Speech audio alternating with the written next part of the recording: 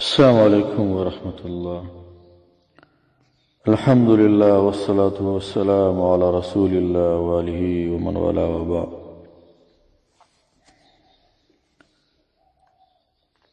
أعوذ بالله من الشيطان الرجيم. إن الذين آمنوا وعملوا الصالحات كانت لهم جنة الفردوس نزلا. وعن أبي هريرة رضي الله عنه عن النبي صلى الله عليه وسلم قال: إن رجلا رأى كلبا يأكل الثرى من العطش فأخذ الرجل خفه فجعل يغرف له به حتى أرواه فشكر الله له فأدخله الجنة. رواه البخاري. ابو هريره رضی الله عنه د نبی صلی الله علیه وسلم نو حدیث نقل کړي چې یو سړي سپی ولیده چې هغه په لمده خټه باندې د تندې د وجې نه خپله ژبه وایي. هغه سړي خپله موزه راواخیستله، د اوبو نه یې ډکه کړله او دې سپي باندې اوبه وڅښلې. د ده په زړه کې یو اخلاص و، یو درد و، اگر که د یو حیوان سره و. الله ورنه دا عمل قبول کړه، الله جنت ته بیو.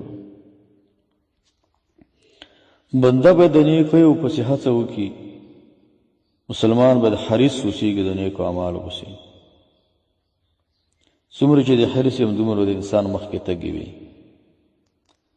د امام ابو داود باره کې راځي چې هغه په کښتۍ کې سور دی او لږ وړاندې بله کښتۍ ده، په هغې کښتۍ کې یو چا پرنجیا کړې ده، هغې ویلي چې الحمدلله. نو امام ابو داود وی که زه اوس ویم هغې ته چې یرحمک الله، نو هغه کښتۍ لږ وړاندې ده، زما د یرحمک الله نه اوري.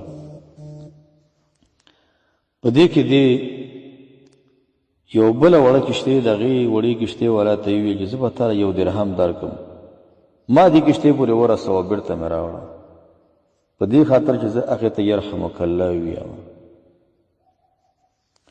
هغې ته ورنږدې شو، هغې ته یرحمک الله ویل، هغې ورته یهدیکم الله ویصلح بالکم ویو. بېرته خپلې کښتۍ ته راغی. ملګرو ورته ویل چې دا څه ناشنا، څه عجیب ساده غوندې کار دی وکړه. 1 روپۍ دې ورکړه، هلته لاړ، بېرته دا کار وکړه. دې ته قدرمند ویل کېږي علو الهمه، اوچت همت. په دې خبرو ډېر کم خلک پوهېږي. امام بخاري رحمه الله کښتۍ کې سور شو، ملګرو سره یو اواز وشو، یا اواز د ملایکو له طرفه یا کرامتن یو کمپان اواز راغی. دا اواز یې واورېد چې ابو داود په 1 درهم جنت وګټه. اخلاص یې وکړ. اخلاص په نتیجه کې الله تعالی ډېر بدایي انسان ته ورکوي. هر کار که انسان کې دا د منځونو مسله ده، د حج مسله ده، د جهاد مسله ده، د عمرو مسله ده، د صدقو مسله ده، بس زړه کې اخلاص لره، د نبي رسم طریقه او اخلاص لره. دیم حدیث هم دا امام بخاري رحمه الله نقل کړی. عن سهل بن سعد رضی الله عنه قال قال رسول الله صلی الله علیه وسلم: انا وكافي اليتيم في الجنة هكذا، واشار بالسبابة والوسطى وفرج بينهما شيئا. نبی علیہ السلام وایي زه او هغه څوک چې د یتیم کفالت کوي ما سره به جنت کې داسې. نبی علیہ السلام د اوږده ګوته او سبابه ګوته، د شهادت ګوته چورته دا دواړې خپله کې جوړه پورته ونیول، یو بل سره منځ کې ازادې کړلې. داسې به دا کس ما سره نږدې. او دا د حدیثونو معلومیږي چې الجهاد ماض الی یوم القیامه، جهاد به تر قیامته پورې. جهاد چې یتیمان به رامنځته کېږي، کونډې به رامنځته کېږي. دا امت یتیمان ډېر لري، کونډې ډېرې لري، جهادونه پکې ډېر دي. نو د یتیم چې کوم مال دی هغه مه خورئ. قرآن کریم کې الله څومره تاکیدي ذکر کړی، ولا تقربوا مال الیتیم. د یتیم مال ته قربان مه کوئ، نزدېکت مه کوئ. داسې الله ونه ویل چې مه یې خورئ، ولا تأکلوا مال الیتیم، ولا تقربوا یې ویلی دی. خوراک وروسته خبره ده، هلته نزدېکت مه کوئ، یتیم مال ته مه ور نږدې کېږئ.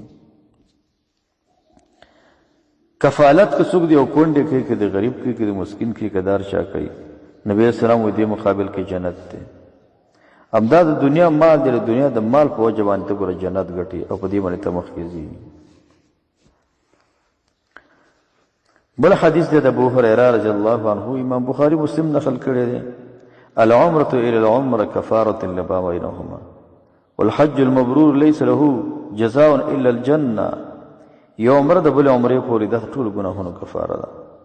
د امام ابن حبان د روایت نه معلومیږي چې هر کال عمره مستحب ده او حج په ژوند کې یو ځل فرض او 15 کاله بعد سنت ده.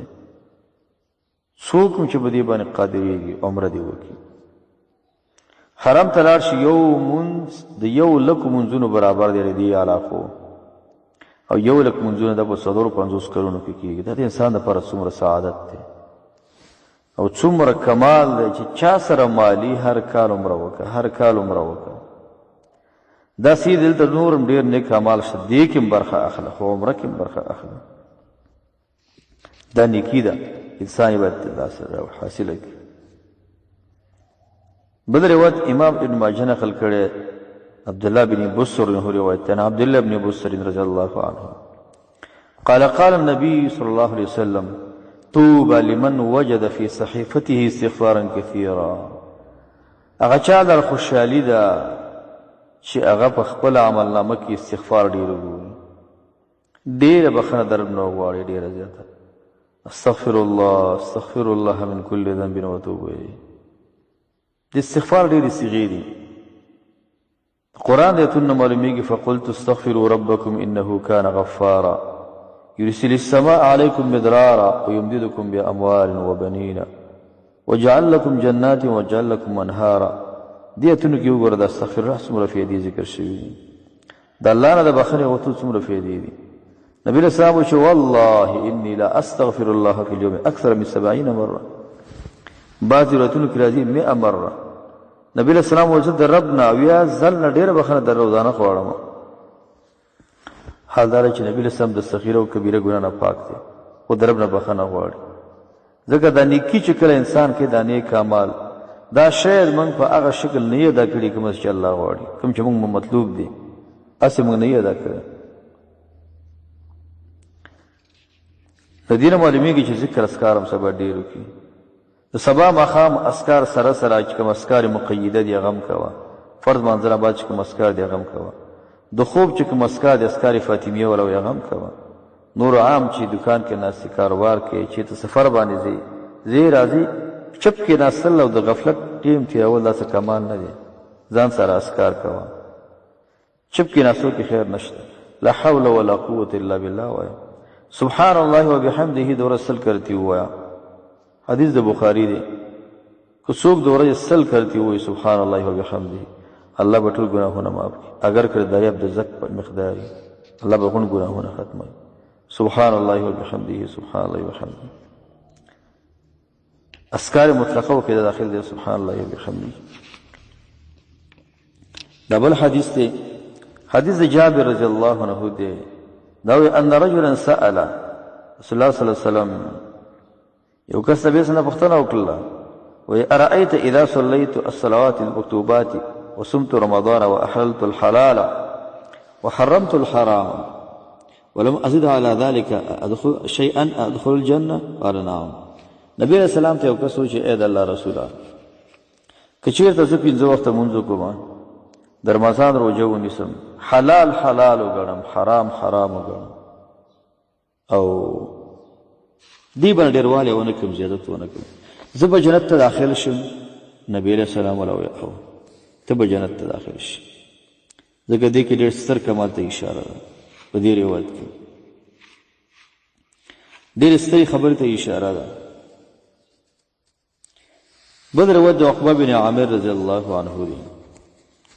دا وایي چې نبی رسول فرمایلی دی: من توضأ فقال اشهد ان لا اله الا الله وحده لا شريك له واشهد ان محمدا عبده ورسوله اللهم اجعلني من التوابين واجعلني من المتطهرين